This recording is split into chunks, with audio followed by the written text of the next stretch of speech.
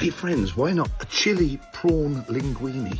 Okay, let's go through the ingredients. We've got large tomato, various coloured cherry tomato. We've got some gambas, prawn, some chopped up garlic, which is optional. Some dried chili seeds. Don't like it spicy, it's also optional. And some dried parsley. You can get fresh parsley, it's much better. And some salt and pepper. And of course we've got the linguine, which is like spaghetti but a little bit flatter and thicker. This is one of the simplest meals you'll prep up. 10 minutes, that's all it takes. Come on, let's get cooking. First things first, we need to prep up the water for the pasta. Never put olive oil in your water. Just add some salt to flavour. With your water boiling, now's the time to add the linguine. Now let's heat up the skillet and add some olive oil. The linguine is now cooking. As a rule of thumb, if you like it al dente, give it 8 minutes. If you like me, medium, 9 minutes. Or if you like it really well done, give it 10 minutes. Now's the time to get the chili flakes and the garlic to the pan. Oh, the aroma. Oh, I wish we had smelly vision. Reduce the heat, we don't want to caramelise these. Now we're going to chop this large tomato in half to make the tomato sauce. Look at that freshness. Beautiful, no? Spain is so synonymous, a bit like Italy, on the freshness of its tomatoes. We've all got cheese graters at home, no? And the quickest way to make this tomato sauce is just to grate the tomatoes. Watch your fingers. Now open her up, and we've got the fresh tomato sauce. It really is as easy as. We've reduced the heat on the skillet to stop the chilies and the garlic from caramelising. Now we add this tomato sauce base. Give it a stir. It's the time to add the salt and black ground pepper. Continue to stir. Remember, you don't have to be living here in the Mediterranean to prep up gorgeous Mediterranean food. Now we're going to chop up these fresh tomatoes. Just going to cut them in half. Always steal some of your water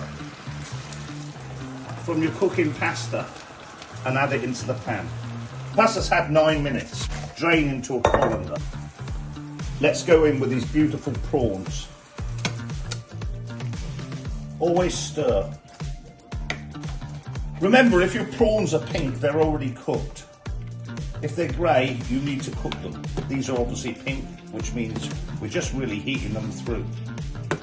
Continue to stir, and why not add a little more olive oil.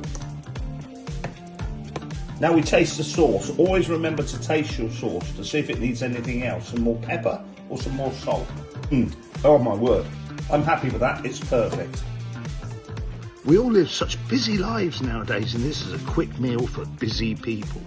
If you're liking this channel, remember, hit the like button and subscribe. It really does help grow the channel. I'd really like to send you some more Mediterranean and Spanish recipes your way. Also, show you around this beautiful country I live in.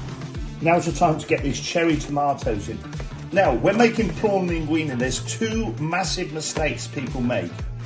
They overcook the prawns and they shrivel down to nothing, and they overcook these cherry tomatoes and they turn into a mush. We want to keep the integrity of both the prawns and the tomatoes because they're both integral to this beautiful recipe. Let's go in with the pasta. Bob's your uncle and Fana's your aunt. Perihil. Stir and reduce the heat. Clean as you go, friends. A clean kitchen is always a happy kitchen. There's no exact way to cook this meal, but I'm trying to keep it authentic. Listen, my Italian neighbours would disagree with me, and I'd like to hear from any Italians to tell me where I've gone wrong.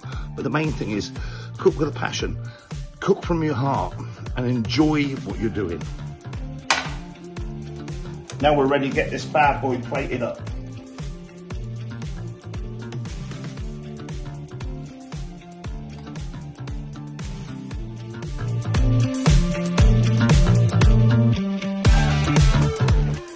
What do you think, friends? Is this something you might try at home? Have you enjoyed the prawn linguine? Let me know. Hey friends, thanks for tuning in. Really do appreciate your company. To help this channel grow, please hit the like button, smash the subscribe, ring the bell, and I'll notify you of more Spanish adventures. As always, look after yourself, friends. Venga, vamos, hasta luego, adios. Hey, remember, amigos, when you cook at home, cook with a passion. Use the freshest possible raw ingredients you can. And overall, enjoy, enjoy, enjoy. Please let me know how you're getting on. I'd love to hear from you. Nos vemos. Hasta luego. Adios.